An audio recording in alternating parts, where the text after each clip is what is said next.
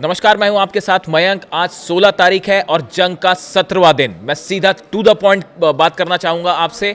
देखिए, जंग के 17वें दिन हालात ये हैं कि जितनी नेटो कंट्रीज हैं वो सब की सब ईरान से डर चुकी हैं, ईरान की मिसाइल से घबरा रही हैं और उन्होंने ट्रंप की मदद करने से मना कर दिया है। और हालात ये हैं कि ट्रंप अब जो है अलग अलग देशों से मदद मांगते फिर रहे हैं कि अपने सैनिक दे दीजिए, अपने जहाज भेज दीजिए। ये हालात हो गए 17 दिन के अंदर। यानी ना सिर्फ इजराइल की तो अलग से बात है, वो आपने देखा होगा कैसे सेजिल गिरी वहां पे। कल रात को 30 सेजिल गिरी है और वहां इजराइल का क्या हाल हुआ है, कौन जिंदा है कौन मर गया, वहां तो अभी यही हिसाब नहीं चल रहा अलग से।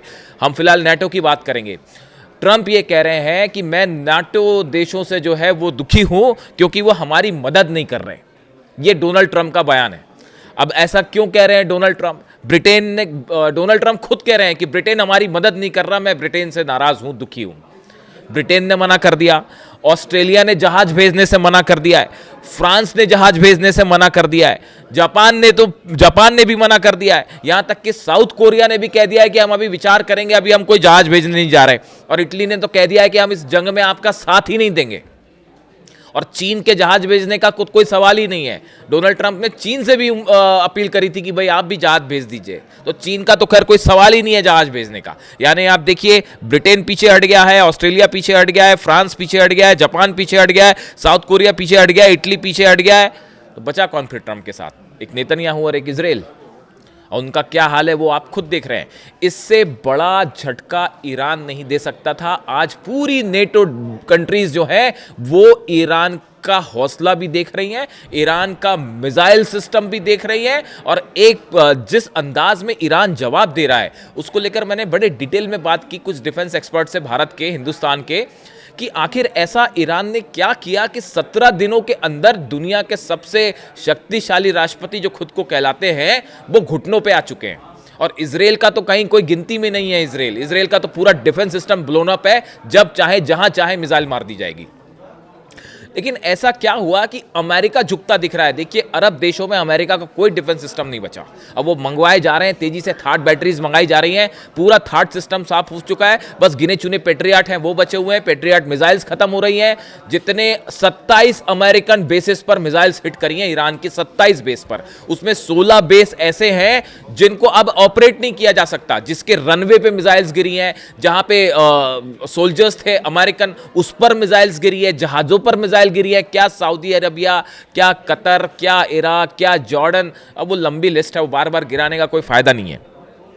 तो अब देखिए, हुआ ये 17 दिन के अंदर अंदर ट्रंप के जितने प्लान थे वो सब के सब फेल हो गए हैं। आप देखिए, तेल की कीमतें लगातार बढ़ रही हैं। हालात ये हो गए हैं कि ऑयल इंडस्ट्री जो है पूरी दुनिया भर की, उन्होंने डोनाल्ड ट्रंप एडमिनिस्ट्रेशन को वार्न कर दिया है कि अगर ये ऐसा ही सब कुछ चलता रहा तो आप समझिए कि हालात इतने खराब हो जाएंगे कि सरेंडर करने के अलावा और कोई चारा नहीं है। देखिए, ईरान की सेना ने यही बात कही है कि इजराइल को अब सरेंडर कर देना चाहिए।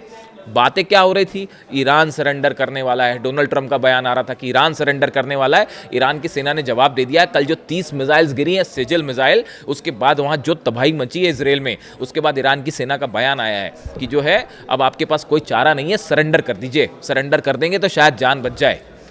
तो सरेंडर अब कौन करेगा वो आने वाले दिनों में पता चलेगा। अब देखिए, एक तो मैंने आपसे ये बात बताई, नेटो कंट्रीज की कोई तैयार नहीं है वहां भेजने के लिए। हॉर्मुज एक ऐसी जगह है, हॉर्मुज में आप देखिए, वहां पे मैंने आपको पिछले वीडियो में भी बताया था, वहां पे इतनी सारी माइंस बिछा रखी है समंदर के नीचे ईरान ने कि वहां पे जहाज जाएगा तो सही सलामत वापस, कोई गारंटी नहीं है इस बात की। वो यूएसएस ट्रिपोली जो जहाज नया आ रहा है, 2500 मरीन को लेकर पहुंचने वाला है वहां पे, वो 2500 मरीन से वहाँ क्या होगा पता नहीं। और एक्सपर्ट से बता रहे हैं कि अगर वहाँ पे समंदर में जाके ये सैनिक उतार दिए गए, ये मरीन्स वहाँ उतार दिए गए, तो आईआरजीसी और ईरान की सेना जो है किसी को नहीं छोड़ेगी। और ये सबसे बड़ी कैजुअलिटी साबित हो सकती है अमेरिका के इतिहास की, और सबसे बड़ी भूल साबित हो सकती है। और अब आप अमेरिकन जो अखबार हैं, अमेरिका की जो वेबसाइट्स हैं, अमेरिका में जो सेनेटर्स और कांग्रेसमैन जो बात कह रहे हैं, आप उनकी बात सुनिए, हमारी छोड़ दीजिए। अमेरिकन कह रहे हैं कि ऐतिहासिक गलती कर दी है डोनाल्ड ट्रंप आपने,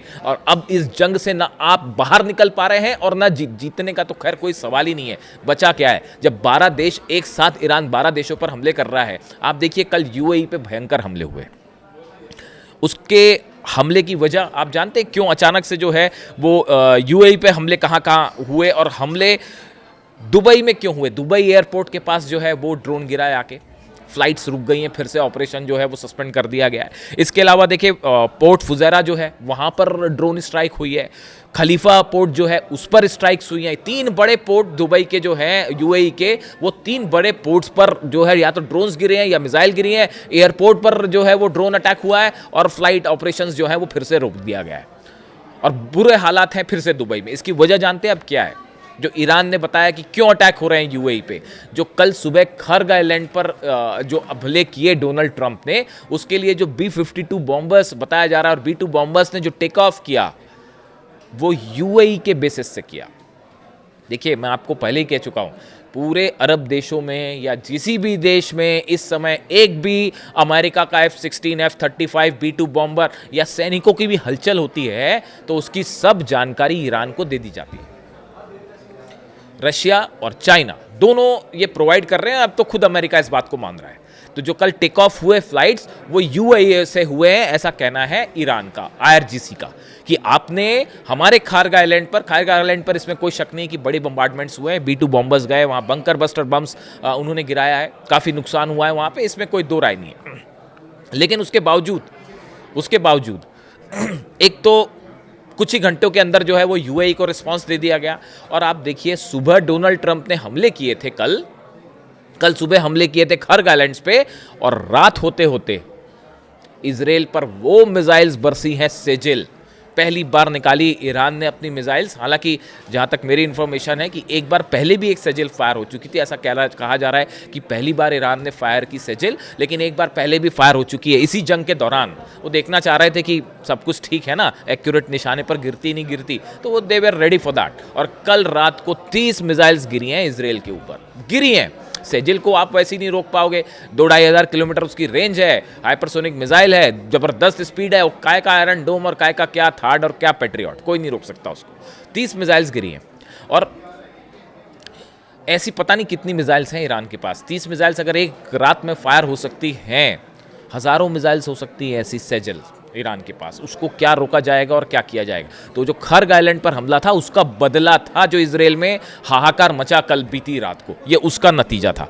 अब आप देखिए इसके अलावा इराक में जो है वो मोसुल में भयंकर हमले हुए हैं, अमेरिका का जो एक और बेस है वो भी अंडर अटैक है, उसके ऊपर लगातार ड्रोन बरस रहे हैं, मिसाइल हमले हो रहे हैं।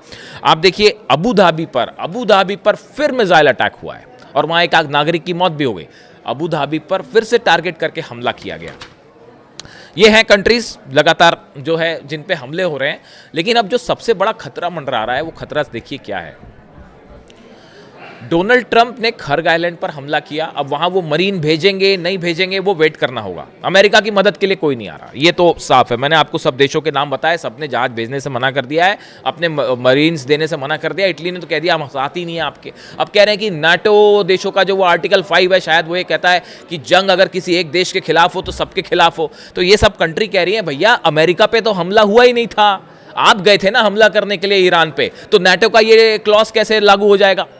जो नाटो कंट्री ये कहती है, उनका कॉन्स्टिट्यूशन ये कहता है कि अगर किसी नेटो की एक कंट्री पे भी हमला होगा तो इसे सब पर हमला माना जाएगा। लेकिन अमेरिका पर तो हमला हुआ ही नहीं, हमला करने तो अमेरिका गया था, बहादुर बनने के लिए तो आप गए थे, बड़े बड़े दावे तो आप कर रहे थे, अब फंस गए आप जाके। अब ना निकलते बन रहा है ना हंसते बन रहा है। पूरी दुनिया देख रही है कि दुनिया का सबसे शक्तिशाली देश जो अपने आप को कहलाता है, हर बाइट में जो है वो डोनाल्ड ट्रंप कहते हैं कि हमारी सेना दुनिया की सबसे मजबूत सेना है। उसका क्या हाल हो रखा है आप खुद देखिए, आप खुद समझिए। यही हम समझा रहे थे पिछले 1 साल से, अपने वीडियोस में हम यही समझा रहे थे, यही बातें बोल रहे थे कि ईरान की मिसाइल से डरिए भैया, ईरान की खतरनाक मिसाइल्स हैं, ड्रोन खतरनाक हैं। आप जो है अगर हमला करेंगे तो उसके बाद ईरान कभी सरेंडर नहीं करेगा और वो पलट मार मारेगा कि आपका जो है वो बुरा हाल हो जाएगा। 1 साल से हम अपने वीडियो में ये बात कर रहे थे, मैं खुद बना रहा था वीडियो। अब देखिए एक एक बात सच साबित हो रही है कि नहीं हो रही। 12 अरब देशों पर, अमेरिका पर, इजराइल पर आज भागते रास्ता नहीं मिल रहा है। अरब देश जो है वो हमले की हिम्मत नहीं जुटा पा रहे इतनी मिसाइल्स खाने के बाद भी। उनको पता है कि वो फिर सेजिल जो 30 इजराइल पे गिरी हैं, वो सेजिल का मुख इधर भी मोड़ दिया जाएगा, उनका मुंह जो है फिर वो दुबई की तरफ मोड़ दिया जाएगा, अबू धाबी की तरफ मोड़ दिया जाएगा, कतर की तरफ मोड़ दिया जाएगा, दोहा तरफ मोड़ दिया जाएगा। फिर क्या होगा? कौन सा डिफेंस सिस्टम रोक पाएगा? अमेरिका खुद तो अपना डिफेंस नहीं कर पा रहा, अपने डिफेंस सिस्टम खुद को प्रोवाइड तो कर नहीं पा रहे, ना थार्ड बचा है ना पेट्रियट बच रहा है, तो फिर कैसे अरब देशों की रक्षा होगी? इसके अलावा देखिए अभी इस जंग में जो अगला चैप्टर है कि आगे क्या, सबसे बड़ा खतरा मंडरा रहा है। अरब देशों के सब तेल के कुएं अब टारगेट पे हैं। खर्ग आइलैंड पर हमला हुआ है, उस जगह हमला हुआ जहां ईरान का सबसे बड़ा ऑयल बिजनेस जहां से होता है, जहां सबसे बड़ा ऑयल रिजर्व्स है, उस पर हमले का मतलब है अब कभी भी ईरान की सेना अरब मुल्कों के तेल के कुएं को निशाने पर ले सकती हैं। और आप जान ही रहे हैं, सेजिल फायर होगी और खुर्रम शहर 4 फायर होगी तो फिर क्या होगा? और अगर अरब के तेल के कुएं जलने लग गए तो उसका परिणाम सोचिए आपकी क्या होगा। ये जंग किस तरफ जाएगी, अभी उसका आकलन, उसका अनुमान लगाना ही मुश्किल है। अभी तो सिर्फ हॉर्मूज में जो है दुनिया में हाहाकार मचा हुआ है। अगर अरेबियन कंट्रीज के तेल के कुएं में आग लग जाती है, उस पर हमले हो जाते हैं, फिर क्या होगा? फिर इकॉनमी किस तरफ जाएगी?